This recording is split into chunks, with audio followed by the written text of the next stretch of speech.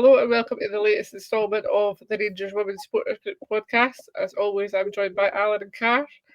Don't know if I want to ask you how you're doing. Anybody want to suggest? I can't say how I really feel like swearing, so I'll just say I'm fine and move on. Alan, much the same? Pretty much the same. The car journey home didn't really help, just sitting in the car fuming about that game. I'm probably feeling worse about it now than I was leaving the ground. So, yeah, we'll get to that soon, but we'll talk about some positive things because we really need it. Player of the Year nominees were out this week, Alan. The club Player of the Year nominees were Wilco, Liv, Kathy, Leah, and Brogan. Don't think there's many surprises in there, but I was kind of thinking Rio was going to be in there. But what did you think when you first seen it? probably one or two surprises in there, but other than Rio, maybe a wee bit hard to pick anybody else that would go in there. Lizzie obviously started the season on fire, but has dropped off quite a bit and hasn't been that consistent. So hard probably to pick anybody else to go in there. Car, what do you think? Yeah, much the same. I thought Rio probably should have been in there. I also don't think it's right that Liv is in that one and the Young Player of the Year. I think she should be in one or the other and then afford a space to someone else, but we don't pick them, so it is what it is. But everyone else deserves to be in there, but you could make a valuable shout for Rio being in there too. Yeah, out of those players, who do you think would win, Alan? I think I'm probably looking at Katie. She'll get a lot of attention. The goals she scored, and some of the goals have been very important goals as well. So I think Katie will be the one to walk away with it. You agree with that, Car, or you go with somebody else? No, I think she will win it. You can't go and score that many goals in your first season here and not win it. But you could make arguments for all of them. But I think overall she'll probably win. Yeah. Young Player of the Year, as you touched on, Car, Liv is in there. Also joining her is Jodie, Mia, Kirsty McLean, and Laura Berry. Maybe a bit surprised Laura Berry being in there, considering she's been on loan half the season, Alan, then no played that much when she's came back, but she has had a good season, just no for us. I think overall, it must be including her contribution at Marvel. She's had a brilliant season. She scored goals for us, getting a hat-trick, a first hat-trick for Rangers before she went out on loan. I think she scored 3 hat-tricks at Marvel, 2 or 3 hat-tricks at Motherwell. So Laura's had a brilliant season, and we'd obviously like to see her play a wee bit more, but with so many strikers on the book, it is hard. Kirsty McLean will always be talked about, but has missed a lot of the season. Laura's been in and out with injury as well. And Mia's probably been the same, so it's actually quite a hard one to pick. They're all absolutely brilliant young players, all get great futures, but it's actually quite a hard one to call that. Yeah, Car is the leader of the Laura Berry fan club. Do you agree that she should be in there, or do you think it's a bit of an odd one? I think it is odd if they're including her stint at Motherwell, because if that's the case, then you could make a very strong argument for Sophie Townsley to be in there if you're including players that are out on loan. But I mean, we don't have that many young players when you think about it in the first team, so I guess they kind of just put everyone in there apart from May, who probably should have just been thrown in as well, so then it's all of them. But I don't know how they're chosen, but I mean, she deserves to be in there, but I don't think she should win it, which is crazy that I'm saying that. But it is what it is when everyone else has had good seasons with us for the whole season. So. Yeah, definitely. And then finally, goal of the season, we have Chelsea versus Celtic. Needs no explanation. Mia versus Partick, which personally I think is a bit dubious because I think there's other goals that should be in there. Laura Berry versus Hearts, Kirsty Howitt's volley versus Celtic, and Wilco's free kick versus Celtic. Alan, I think it's going to be Chelsea that wins that, don't you? Probably be very hard to vote against that, but I'll be accused of favouritism there, so I'll maybe say Wilco's free kick in that same game was an absolute perler as well, and very hard to overlook one of Wilco's free kick. Hey, Car, what do you think? Chelsea versus Celtic or Wolves versus Celtic? 'Cause I think the rest are kind of. Well, you might go Laura Berry versus Hearts. I think. I mean, I'm tempted to, but no, there is better goals that have been scored this season. I genuinely think they have just looked at goals against Celtic and put them on the list. It kind of screams that, but it's what it is. I'd go for Chelsea just because it's open play, the spin, and then the volley from that ball was just unreal. So I think it would be Chelsea for me. Yeah, could have been doing one of those today, all these goals versus Celtic, and some of them were sadly laughing today, which moves us on nicely to the game today versus Celtic. So we started with Fife and goals, Docherty, Eddie, Hill, Hay, Howitt, Arnott, Cornett, Lafay, McLean, and Wilkinson. Much what we expected, Alan, I think. Yeah, I think the only question was going to be who was going to start up front with Kirsty Howitt. I thought Kirsty was a nailed-on starter, and it was only a question of was it going to be Katie Wilkinson or Rio Hardy, and probably leant towards Katie because Rio can make more an impact off the bench. So much as expected, that team. Yeah, Car, we'll just get straight into it because it started off quite well in the first half. 9 minutes on the clock and a nice goal, a lovely goal actually, from our number 9. Set us up perfectly. Yeah, we started so well. We'll just end the pod after this goal, I think. Lizzie does really well, crosses the ball in, kind of hits a defender and perfectly rolls towards Kirsty Howitt, who meets it. Unreal bounce. It's not any, doesn't even bounce. She just smashes the ball into the top corner. I can't think of any superlatives. It's just an unreal goal from her. And I thought that was it. We're absolutely flying. That should probably be in goal of the year, to be honest, but that's already been picked, so can't retroactively add goals. But it's a beautiful goal from her, and that's what Kirsty Howitt can give you at times, and taking a long shot from distance, which I love to see, and Joe doesn't. So that made me very happy. Yeah, if we maybe do that more often, we might not be sitting here. So I know. Anyway, we'll leave that for another day. We had some other chances after that, Alan. I think Kirsty Howitt could have probably had a few goals that first half, but they weren't forthcoming after that. No, and I think the closest was almost a carbon copy of Kirsty's goal, and she almost repeated that, but it's cannon back off the post.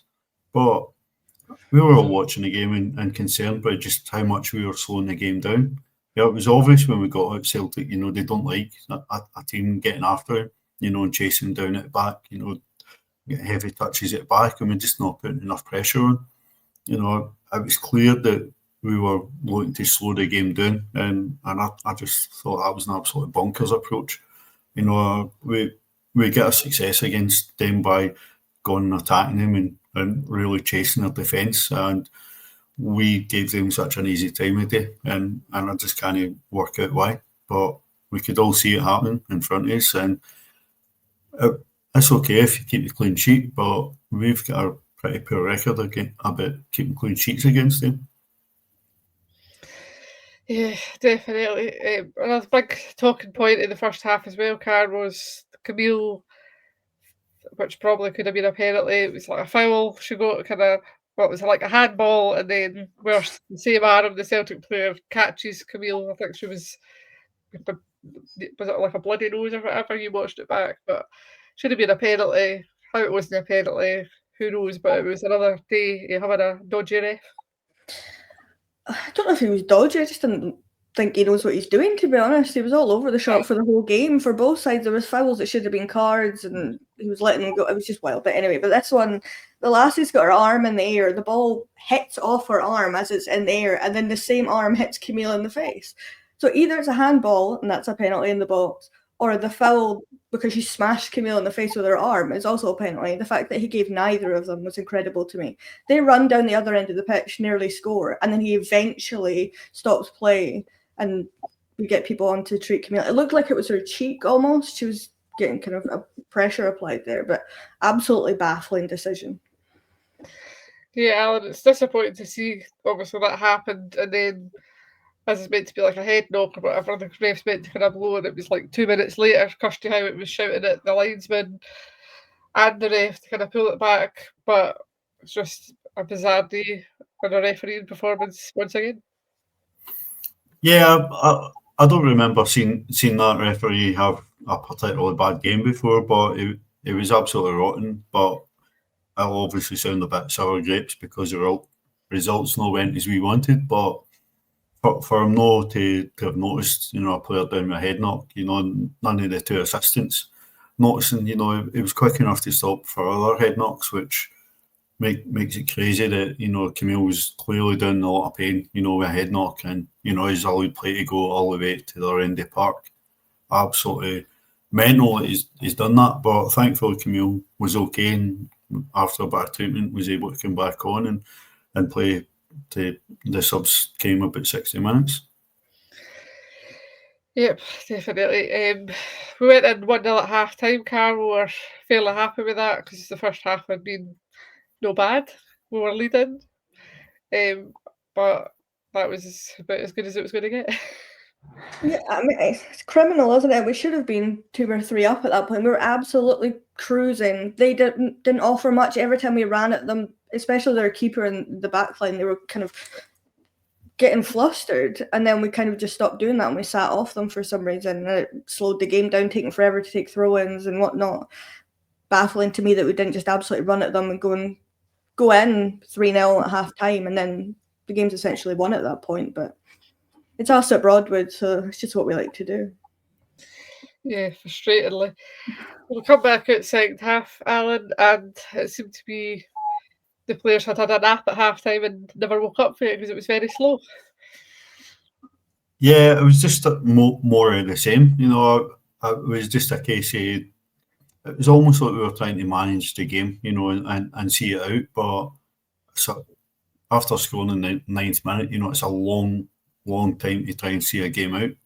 We have one goal lead, and we needed the energy of the subs coming on, but it didn't really change anything. And there probably wasn't a great deal happened before the subs were made, and then we called two out of the 3 subs we expected, but taking Brogan off, was absolutely baffling.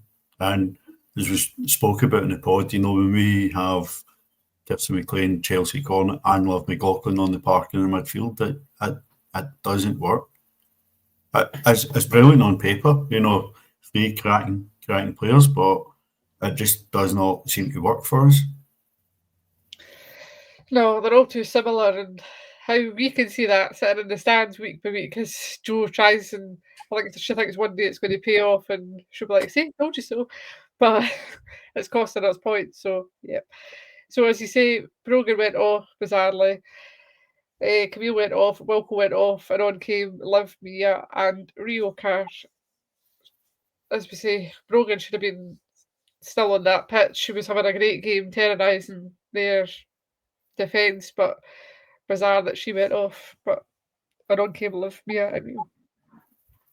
Yeah, I mean, I'm not mad about Rio, Mia, and Liv coming on. I'm mad about Brogan being taken off when Lizzie had chances in the first half and decided to not take a shot on when she very easily could have, and wasn't really offering much other than for the first goal, kind of put the ball into the box. But Brogan was absolutely terrorising them. So to take her off, potential knock, but she looked raging coming off. So I don't think it was. I think she was a bit annoyed at that, to be honest.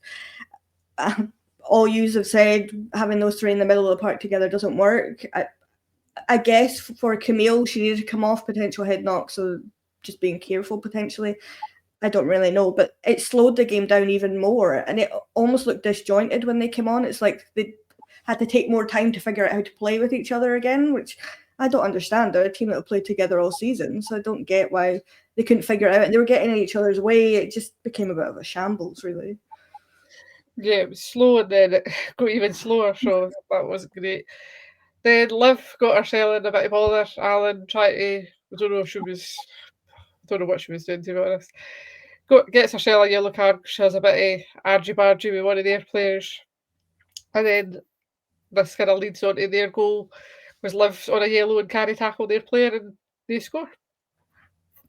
Yeah, the crowd has started getting on the left back's back, and I think they've kind of bought into it. She'd already kicked the ball away, and the ref had noticed that, and then she goes and is so sort of blatant about trying to waste time, and stop her taking a throw in. Gets booked, and then she's the one chasing, I think it was Natalie Ross running through, and any other time Liv's making that tackle. Even if she takes her down and takes a booking, Liv's making that tackle. But she's just been booked and can't touch her. And she'd just get freedom to run right through her midfield, which was at that point absolutely non-existent. And it's a criminal goal to give away. Absolutely criminal. But, it's self-inflicted. Yeah, Cash, she's young and she'll learn, but it's a sobering kind of mistake to make, to learn a really harsh lesson when you've just basically chucked 2 points away for your team. Yeah, especially when there wasn't really any need for it. It's not as if the lassie had shoved her first or anything. Like, she kicks the ball away and then kind of almost cuddles the last, I think it's Barclays, isn't it? Hugs her and then tries to let go, and then she kind of shoves her and holds her right in front of the lineup. It's just a bizarre decision to make. I get that emotions are high, it's an old firm, and everybody was getting a bit rattled and shoving, and there was a lot of that going on, but there's no need in that moment to do that. But as you say, she'll hopefully learn from it, and hopefully Joe can get it through their heads that they don't need to do that. We're better at football, just go and play football, and you don't need to do that stupid nonsense of pushing people, and it makes me irate because we're much better footballers than they showed today because of that. Yeah, and just on that, Rio also, she always loves a bit of hustle and bustle. She also got kind of dragged into the nonsense, got herself booked. I think, was it Lawton should have been probably sent off? She was on a yellow. I think she was actually involved in the argy bargy video, but somehow managed to get away with it. Yeah, I didn't quite see what had actually kicked that off, but something had obviously happened that had real raging and going and getting involved. Then there was a bit of pushing and shoving, and I didn't think, I'm not sure if that was before Emma Lawton had been booked, but no surprise that she was involved. But I thought it was actually Ashworth Clifford that was involved in going to get booked because she was on a yellow, but it was Natalie Ross who ended up getting booked. The referee, just typical cowardly referee thing, I'll just book a player for each team and be done with it, and that looks like I'm clamping down. So referee's no bothered making a decision. Just no, whoever started it, he's ignored whoever's actually started it, because it was the two players that were then shoving each other on the end that get the bookings. So just what to expect for that referee today. Yeah, Carly, we had possession, we were firing balls into the box, but they were just no good enough. They just kept going to their keeper. And then you said, well, we're going to bring Laura Berry on, but she needs service. We bring Laura Berry on and do the exact same thing, just crosses into the box that aren't going to do anything. And we just didn't look like we were going to score for that point. I don't know what it is. Something about Broadwood, big crowd, spectacle display, they just can't figure it out. I mean, we had chances. There's one where Kirsty McLean, it's a free kick and it goes straight to the goalkeeper.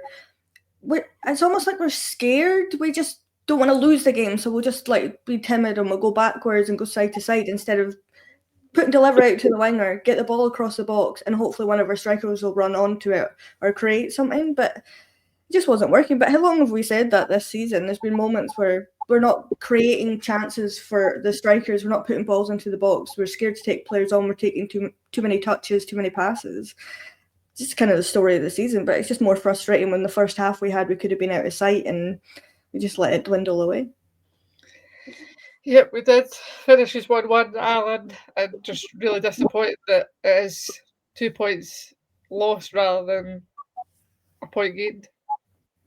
Definitely, and we've not even mentioned the fact that it had started off so well, but with Hearts winning at Hibs, which gave us a chance to win the game today and go top of the league, which we've not been top of the league for quite a while now, but because of a poor run of form before Christmas. So that was incredibly frustrating. We've obviously gained a point on Hibs and in turn lost to 2 points to Glasgow City. So really, really frustrating. Trying to be a bit more positive about it, because I said that no team will go through the split winning 10 out of 10. And I expected us to drop points somewhere, but the way the game went today, the way we seem to approach it, just makes it absolutely infuriating that, we've took that approach. As Carr said, we could have been out of sight at half time. That was a game there for us to go and put a statement down and carry on the sort of performances we saw, particularly the second half against Hibs in the cup final. We saw Ibrox a couple of weeks ago against Hearts, and we just came back to being a timid sort of old firm selves, and that was infuriating. Yeah, definitely. Can I don't know if you can, but you've got a player of the match in mind. Good luck. Well, they gave it to Nick, which no discredit to Nick. I don't really understand how she got that. But that's not a disservice to Nick. Her performance was fine, but I don't know how she won it. Anyway, Brogan. I kind of want to give it to Brogan, to be honest, just because the first half performance from her was good. Other than that, I don't really know, to be honest, so I'll just give it to Brogan. Yeah, it's a bit of a struggle. Alan, would you agree? I think Brogan's a great shout. We've mentioned about how baffling it was that Brogan was when he first subbed. She had Ashford, Clifford and Barclay really on strings, and probably one of our biggest threats. So either Brogan or Kirsty, who scored a cracking goal, put a lot of work in, but I'd probably just lean towards Brogan. Yeah, we'll just give it to Brogan. Congratulations, Brogan. I'm sure you'll be happy with it. Anyway, the games, they always do at this time of the season, come thick and fast. And we've got another couple this week. We've got Wednesday, Sunday this week. So here we go. Strap in, folks. It's going to get exciting. I don't know if my heart can take it, to be honest. We've got Glasgow City on Wednesday and then Hibs next Sunday. Glasgow City, 7:35. Ireland, BBC Alba again, big game. How do we see it going? After today, it's hard to predict, but the team need a performance. They need a reaction. I think that's massive that we do see a reaction from today, and it might actually help us that we're going to Petershill Park and then going to Meadowbank. New surface is well bedded in, at Petershill Park. A really good surface at Meadowbank. And the better surfaces than Broadwood. And not going to blame the surface at Broadwood. The surface wasn't the problem. The approach to the game is why we didn't win today. So I think very much the fact that we need a performance is crucial, and we need to score first. If we go and concede the first goal, we've seen how much of men are making a hard work at conceding the first goal all the time. But again, even looking at today, we continually draw these games at Broadwood, despite the fact almost all the time we're scoring first. So we need to go and be a lot tighter at back. We need to have a better shape in midfield, and we need to protect the back line better, but we need to go out and play with a bit more intensity. We can't be trying to just kill a game for the first whistle to last. We need to go and attack Glasgow City, or they'll just pick us off and come after us. Last time we went there, we were on the wrong end of our doing, so players have a point to prove playing Glasgow City, so I'm looking forward to seeing them do that. Yeah, Car, we really need to pick ourselves back up, and it feels more like we've lost today the way we're kind of talking, but it does feel like that because we've chucked it away. But Glasgow City, we'll probably make a couple of changes in the team, I would imagine, because it's what Joe does. How do you see it going on Wednesday? I hope she's learned from the last game against them. And if I see Brogan Hay essentially in the middle of the park instead of being used as a winger and running at defenders, I'm going to be livid because that did not work last time, and that's a reason that we lost last time. So let's play with width. Let's have a back three, normal setup. Don't change anything.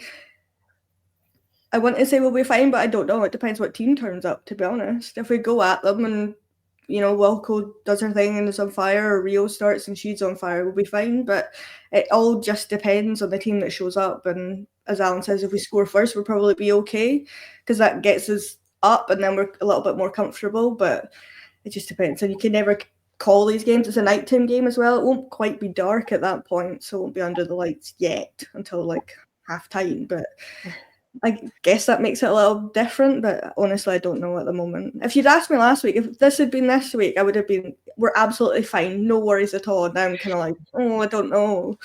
Yeah, without Sunday.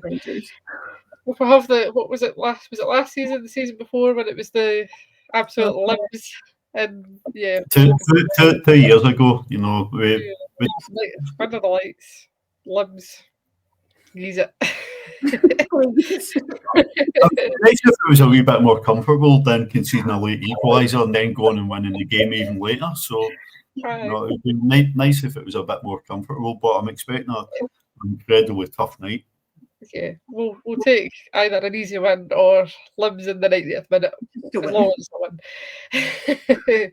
So hopefully we do the well there, and then we've got Hibs on Sunday, Alan, at Meadowbank, as you've touched on. Another BBC Alba game. We're getting on the telly now after hardly been on the telly all season. But that would be another difficult game. Hibs have been doing well, but they've kind of wheels are starting to kind of loosen on their title hopes, I think. Yeah, I very much expect by the end of the season, the top three is going to be Hibs, City and ourselves. How that's going to sort of shake up and be ordered.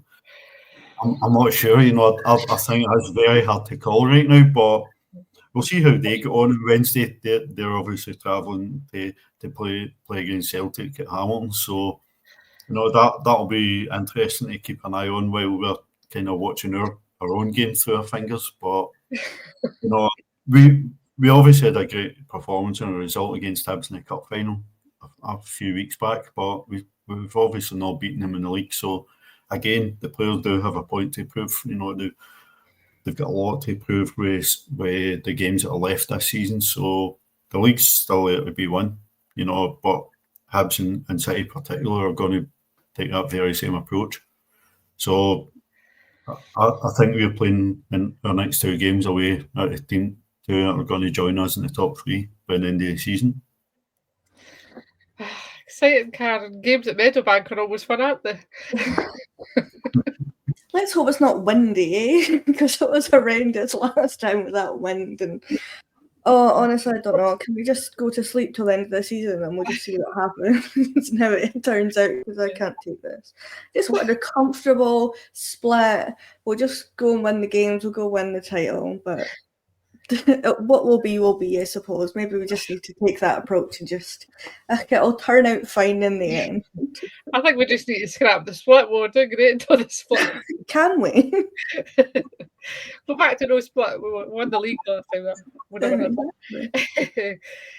So we'll see. I think this week's going to be massive in deciding where the title ends up. So hopefully it's in our favour. Fingers crossed. Carl, what do you think? You've done the loan report, haven't you? How did everybody else get on? Well, there's one win.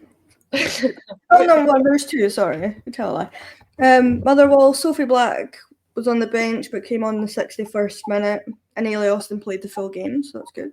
They did lose 4-0 to City though, so not ideal. Gart Cairn, Mia MacArthur played the full game. Maddie Maxwell was an unused sub, and they drew 2-2 with Rossvale. I should have checked the league table to see where they were, to be honest, but I didn't. Queen's Park, Millie Payton started and was subbed on just after halftime, 46th minute. Sophie Rutherford played the full 90 minutes, and that was a 0-0 draw against Montrose, which is interesting, looking at the bottom of the table. Kilmarnock, they won 6-2 against St Johnstone. Jess Linden was subbed, when she started and was subbed in the 73rd minute, and Abby McMillan was subbed on for her. So she came on when Jess came off. Livingston, Summerlard's not in the squad again, so must have an injury because that's a good few weeks now that she's not been in the squad. So I'd like to find out what's going on there, but we probably won't. Spartans, Casey McKenna played the full 90 minutes and they won 4-2 against Aberdeen.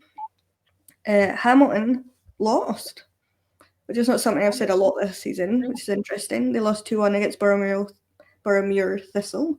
Abby Tobin and Sophie Townsley started, and Kirsten Love was on the bench. I don't know if they were subbed, what happened there, because the SWPL website wasn't updated and their Twitter wasn't updated, so I don't know. So mixed bag, but lots of minutes across the board, which is good. Yeah, that's what it's there for. Perfect. Surprising that Hamilton never won. I'm sure I predicted they would win on the predictor, but most people did, but it's actually getting quite close. Kilmarnock are now only 4 points behind Hamilton. Hamilton looked as if they were running away with that, so I think 4 games left in SWPL too, and Kilmarnock are only 4 behind Hamilton now, so that might get interesting. And I've seen that Dundee United losing today confirmed that they're definitely relegated, so grand total of 4 points so far this season, so no trip unless we get a cup trip up to Dundee United next season. To be fair, Dundee was actually the nearest trip, so that is bad. Anyway, talking of scores, Alan, score predictor?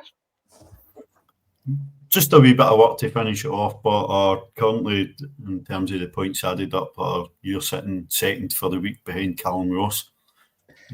But let's just out Laura and boo Laura, for predicting a 1-1 for our game today and getting 7 points. So, Who got the points? us. Not us,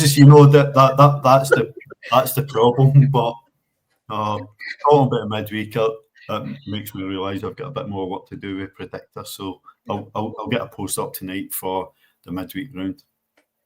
To be honest, I would rather have not had the points and us have the points on the board than winning it. But I knew that we would just draw at Broadwood because that's just what we do. So, okay, day. We'll leave it there. Car's like, for God's sake. It's just funny. It's just, you don't laugh, you'll create. So, where we're at currently. So, my team will pick it up midweek. That'd be great. Yeah. Massive week ahead. Let's have a more positive pod next week, please. Please. We will leave it there and hopefully be much more positive next week. Car might have the cat back on. He's in a huff because upset that we today. Not true, by the way. And we'll see you next week.